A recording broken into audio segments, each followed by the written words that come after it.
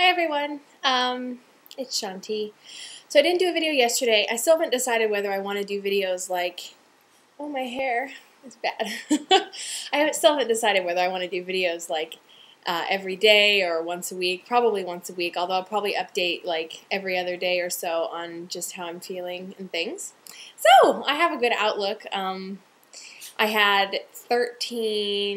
had 1,350 calories yesterday, which wasn't bad, and I walked 3 miles, and that was really fun. It was kind of sunny, and I took the dogs out for a walk, and it was wonderful. I was going to go walking today, and I still might go this evening, like around the neighborhood, but I've been having really, really horrible cramps. It's the second day of my period, and it's always really bad on the first day or two. So anyway, when the cramps are really, really bad, not only can I like not exercise because it's extraordinarily painful, but I really don't want to eat. And that's a problem, is that if I'm on my period, I don't want to have any food because, I don't know, just like eating just sounds so appealing because I'm usually really nauseous because of the cramping, which is really horrible. So hopefully I can take some Advil and start feeling a little better and then get some good food in me. I've only had like 800 calories today, and that's really bad. I wanted to talk about calorie counting for a minute because I know a lot of people do it and they kind of get lost as to what you should do. There's a whole ton of like what calories you should eat calculators online. So if you're wondering how many you should be eating to maintain your weight, you can go and find one of those calorie counters online, and it just depends on your weight and your regular activity level. For example, if you have a job moving boxes all the time like Patrick does, then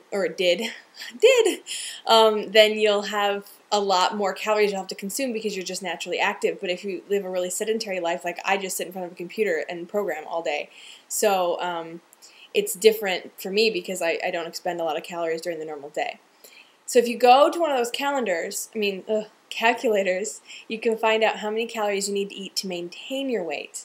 And then the standard rule of thumb is that you want to consume about 500 calories less or burn 500 calories more to lose 1 pound a week. That's like, because, let's see, you want to burn 3,500 calories more a week, which is 500 a day.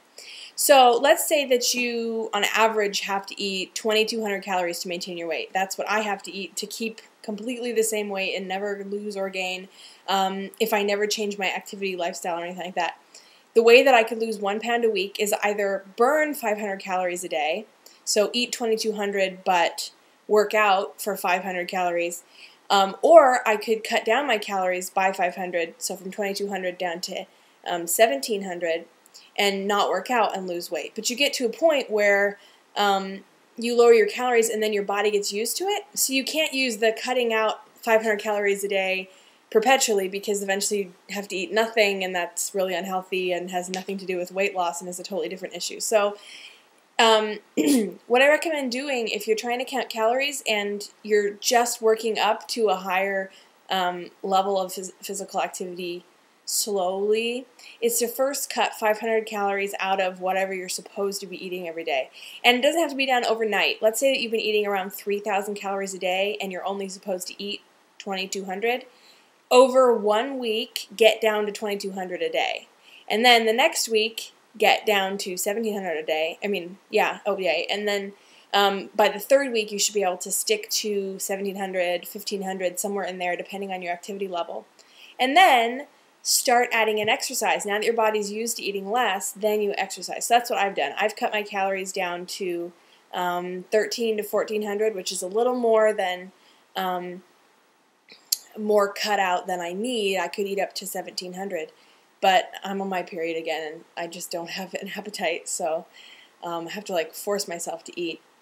And then start working out, and then you'll be hitting it from both sides. You'll be eating less, and you'll be eating better, and then you'll be exercising, and so your calorie expenditure during the day is just huge, and your calorie intake is only what you need, and that way you don't have a lot of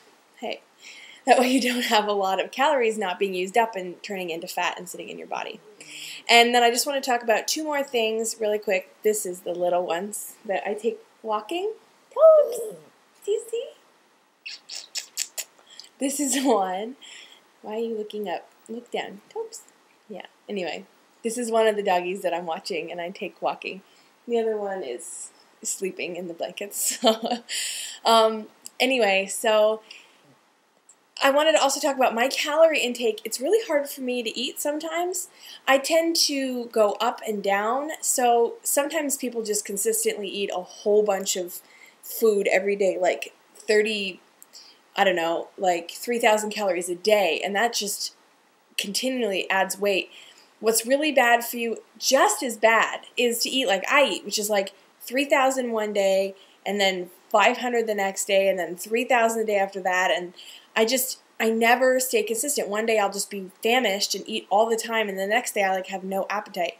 And that's just as bad, because if you eat irregularly like that, your body's metabolism just goes down to the floor. It just tanks, which is where mine is right now. I have no metabolism because your body goes into survival mode, because biologically we're trained to, if we don't get fed regularly and evenly, to think that we don't know where the next meal is, and so our body just stores all the food. So a really good way to up your metabolism is to drink a big glass of water in the morning to show your body, hey, it's time to wake up. You hydrate yourself. Eat breakfast, because even though you're not awake, your body has not eaten for 8, 9, 12 hours, depending on how long you sleep. And that's a huge deficit for the body. So people always say breakfast is the most important meal of the day, and if you eat breakfast, you'll lose weight, and it's true. But if you eat breakfast in the morning, it's like waking your body up from the fast by saying, hey, we have food. And if you do that every day, your body will adjust its metabolism to realizing that there's an abundance of food around you, which is a great way to boost your metabolism.